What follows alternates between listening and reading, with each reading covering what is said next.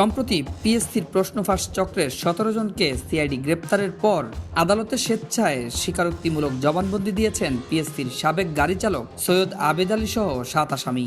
সেই জবানবন্দিতে তারা দিয়েছেন চাঞ্চল্যকর তথ্য।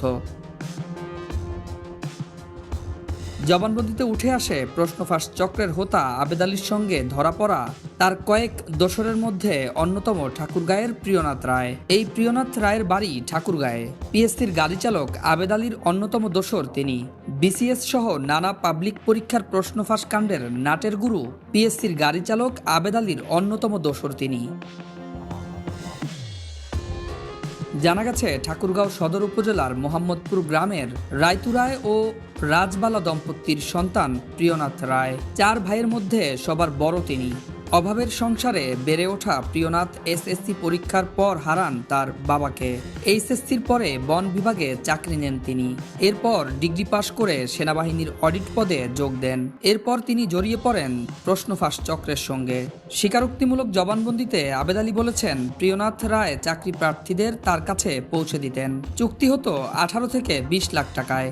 অগ্রিম নেওয়া হতো 2 থেকে 5 লাখ টাকা। এরপর সেই বিপুল অর্থের ভাগ বাটোয়ারা হতো।